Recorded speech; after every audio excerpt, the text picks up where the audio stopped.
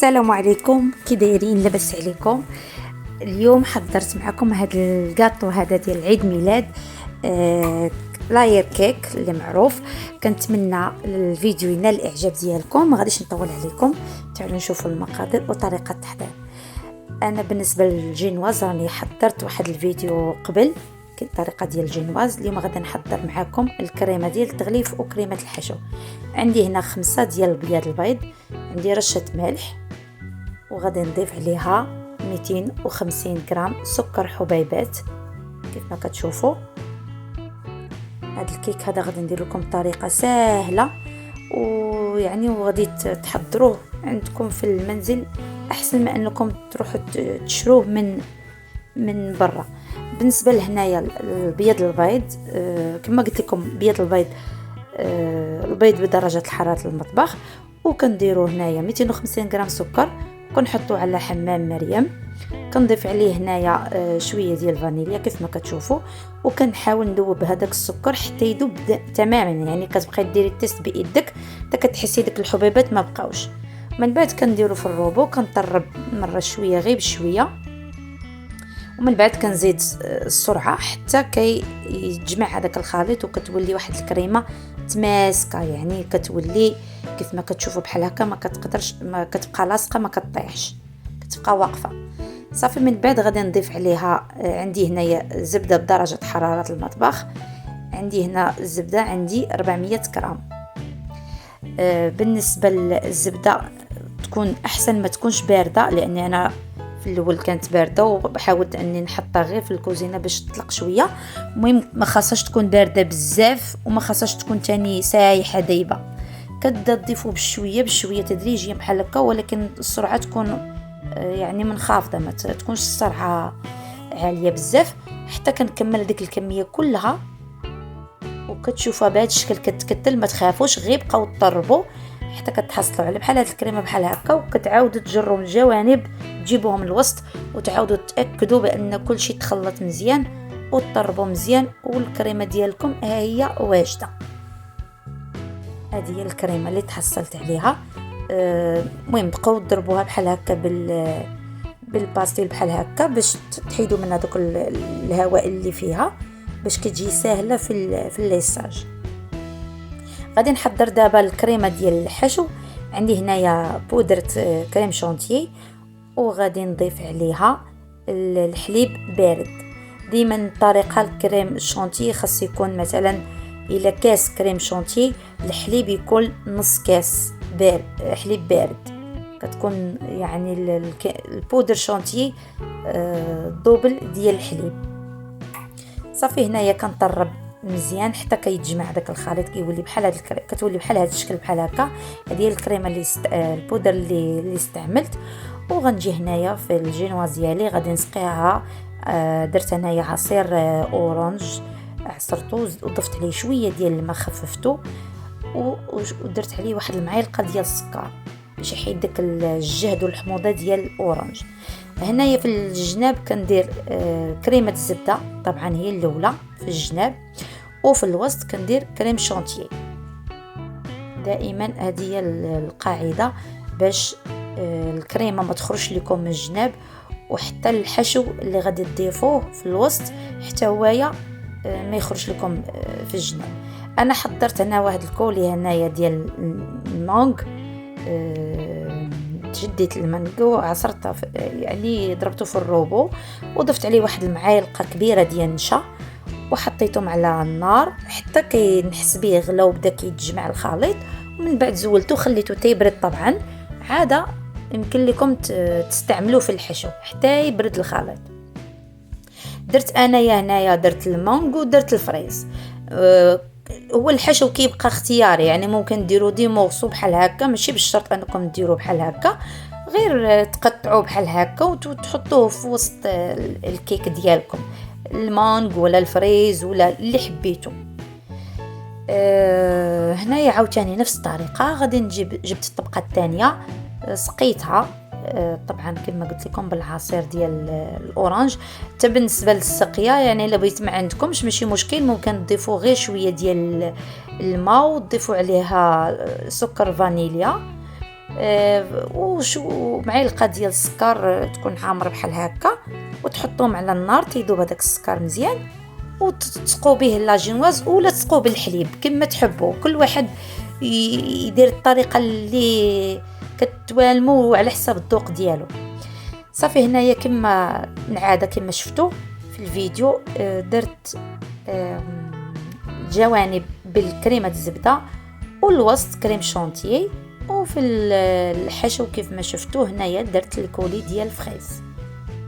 استعملت كما قلت لكم انا جوج هاد الكوليات هادو.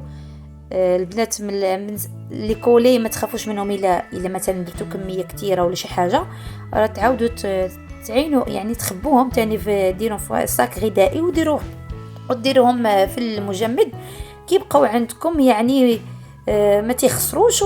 يعني في كاطو واحد اخر تاني بحال هكا تبغوا توجدوا تعاودوا تجبدوهم، يعني ما كاينش مشكل.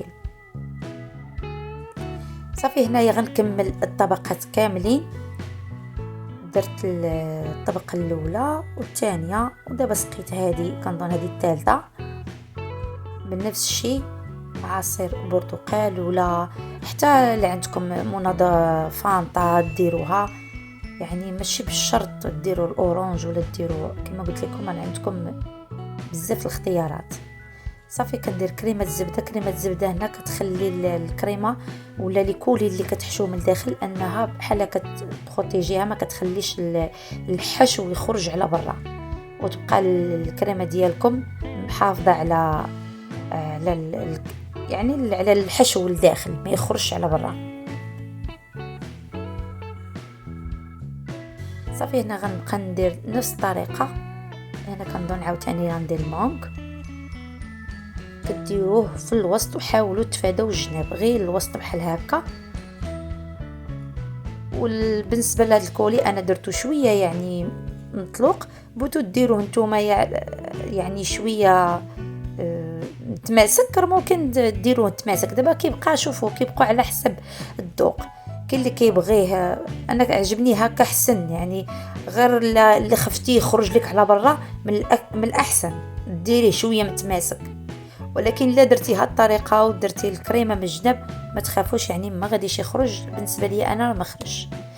صافي ضفت هنايا كنظن هي الاخرى ولا ما قبل الاخيره، عاوتاني غادي نسقيها حتى هي. ضروري الجنوات تسقوها مزيان وتحاولوا تقادوا الجناب بحال هكا وتليسيهم. صافي هنايا غادي نعمر الجوانب كلهم بالكريمه الزبده، غادي نعمرهم بحالكم وغادي نليسيهم. المهم هنايا انا ما حاولتش نكثر لكم في الفيديو، راني اختصرت هنايا دغيا. شديت هاد الكريمه هذه وليسيتها، حيت هذوك الجوانب كله، حيت الزوائد وحطيتها في الثلاجه. واحد الكوش الاولاني حطيته في الثلاجه تتماسك، وعاود زدت ثاني كوش اخر ثاني وليسيتو عاود درته في الثلاجه، يعني تحصلت على الشكل اللي بغيت. وهنايا جبت هاد البوش هذا بوغ لي غاتو، حطيته على هاد الشكل كيف ما كتشوفوا. وبالنسبه لهاد الملون درت كريمه ديال الزبده ودرت عليها واحد جوج ملونات وعطاني هاد اللون هذا. وصافي ليسيتو بهاد الطريقه هذه. بصراحه هذه اول مره كنستعمل هاد النوع هذا من الديكوراسيون تاع لي غاتو، كانت اول تجربه ليا. وان شاء الله من بعد غادي نولي فما ندير شي غاتو بحال هكا نشارككم هاد التجربه هذه، وكل مره غادي نتحسن ونديرو بشكل احسن من هكا، لانها كانت اول تجربه ليا. يعني المهم صافا يعني ماشي جات مزيانه، غير شويه جا من الفوق كان فيه واحد المشكل. المهم عرفت ليه القضيه ديالو. صافي هنايا حاولت نقاد من التحت، درت واحد جيب حلواني وزوقته من التحت ومن الفوق كذلك نفس الطريقه، ومن الجوانب درت هذوك الشكيلات بحال هكا باش نحط نبلاصي هاد لي بول هادو دوغي، باش نحط هاد الديكوراسيون بحال هكا.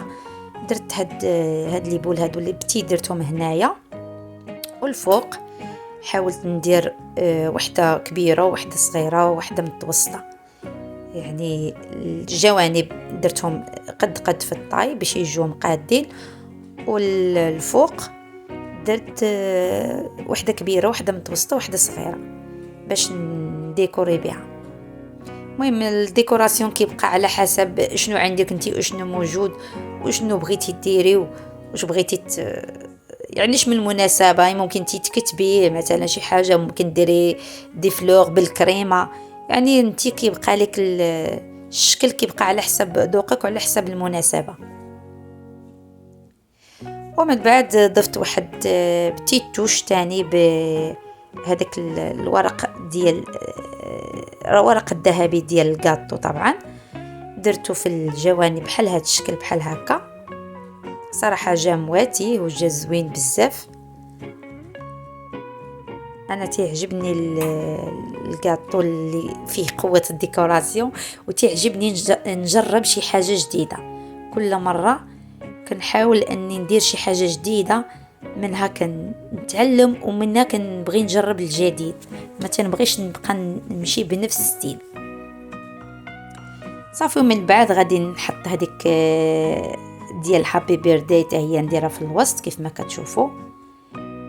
كيبقى لكم نتوما كما قلت لكم الاختيار، ممكن تكتبوا عليها شي حاجه، ممكن ديروا شي فوطو، ممكن ديروا بزاف د الحوايج.